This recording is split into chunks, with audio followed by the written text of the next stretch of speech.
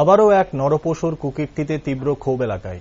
এবার 11 বছরের এক শিশু কন্যাকে 60 বছরের এক পাষণ্ড ধর্ষণের চেষ্টা করে বলে অভিযোগ। পুলিশের ভূমিকা অন্ধ ধৃতরাষ্ট্রের মতো। গোটা সমাজকে কলঙ্কিত করছে একাংশ কুখ্যাত পাষণ্ডরা। আর যে শস্য দিয়ে ভূত তাড়াবে সেই শস্যের মধ্যেই যেন রয়েছে ভূত।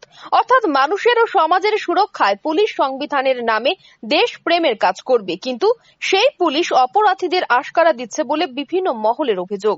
ঘটনার বিবরণে জানা যায়, গত মার্চ মাসের 12 তারিখ মতিনগর এলাকার 5ম শ্রেণীর ছাত্রীকে তারকাটা বেড়ার ওপার থেকে 100 টাকার প্রলোভন দেখিয়ে 60 বছরের বৃদ্ধ দুলাল মিয়া সাইকেলে চেপে পার্শ্ববর্তী অন্য একটি গ্রামে গভীর জঙ্গলে নিয়ে যায়।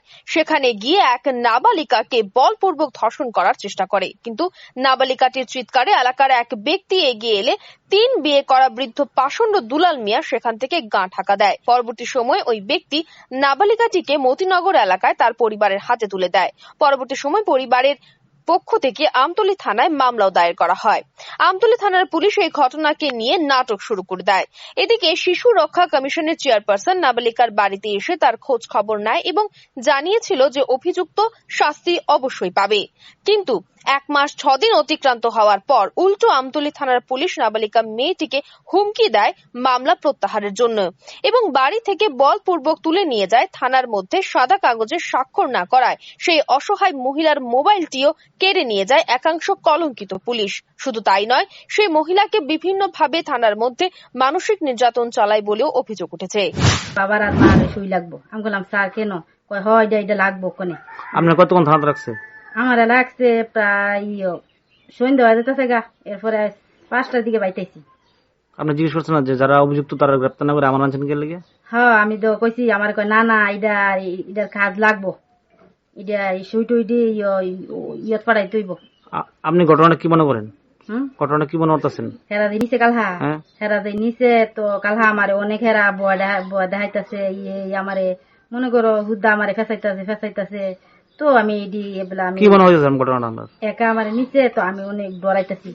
আপনি কি মনে হচ্ছে ঘটনাটা? মানে কেসটা তুলনা লেগে হুমকি দিছে? হ্যাঁ হ্যাঁ, এমন হুমকি দিছে আমার কেসটা তুলনার লেগিয়া। আমরা জামাইবো গিয়া সুই টুই দিয়া যখন এরপরে আমি কেছি না স্যার আমার স্বামী বাড়িতে নাই, কালকে আইবো। আচ্ছা, এখন আপনি কি জানেন ঘটনাটা নিয়ে? কি দাবি করেন আপনি? আমি দাবি চাই হ্যাঁ জেল কাটতো, তার শাস্তি তো। পরে নিচে পর্দা আমি কেছি স্যার এমন এমন আমার স্বামী বাড়িতে নাই, স্বামী কালকে আইবো, আইলে পর্দা আমরা যদি সই লাগে তৈলে দিয়াম। কইছে না তৈলে মোবাইল দিয়ে তুই করবো। আপনি সই না করতে মোবাইল রেখে দিছে? হ্যাঁ হ্যাঁ, আমি সই করছি না দিয়ে আমার মোবাইলটা রেখে দিচ্ছি। আমি বললাম না স্যার আমি মোবাইল দিয়ে দিতাম না। পরে রাত্রে কি হয়েছে? আর কয় না মোবাইলটা দিয়ে দিতে নালে তুমি তাহো পুলিশ স্টেশন। আমার কথা। পরে রাত্রে কি হয়েছে? পরে রাত্রে আবার পুলিশ থানাওয়ালা আইছে 7:30টার দিকে আমার বাড়ি এসে মায়ার আধার কার্ড দিতাম স্যার, তো আমি দিছি না। এখন প্রশ্ন হলো, আমতলী থানায় নাবালিকাটিকে ধর্ষণের চেষ্টার অভিযোগ পেয়েও পাষণ্ড দুলাল মিয়াকে গ্রেপ্তার না করে আমতলী থানার পুলিশ 180 ডিগ্রি উল্টে গিয়ে নাবালিকাটির মাকে এবং নাবালিকার বাড়ি থেকে উঠিয়ে নিয়ে গিয়ে মানসিকভাবে নির্যাতন চালায়। তা নিয়ে বিভিন্ন মহলে প্রশ্ন উঠতে শুরু করেছে। অভিযুক্ত দুলাল মিয়া প্রকাশ্যে ঘোরাফেরা করছে, পুলিশ একটি বারের জন্য তাকে জিজ্ঞাসা করার প্রয়োজন মনে করেনি। তাই ঘটনাকে কেন্দ্র করে মতিনগর এলাকায় আমতলী থানার পুলিশের প্রতি তীব্র ঘৃণা পুষছে সাধারণ মানুষ। এদিকে নাবালিকার অসহায় মা জানান, পুলিশের এই অপকর্মের বিরুদ্ধে মুখ্যমন্ত্রীর দ্বারস্থ হবেন তিনি। Bureau report, rising Tripura.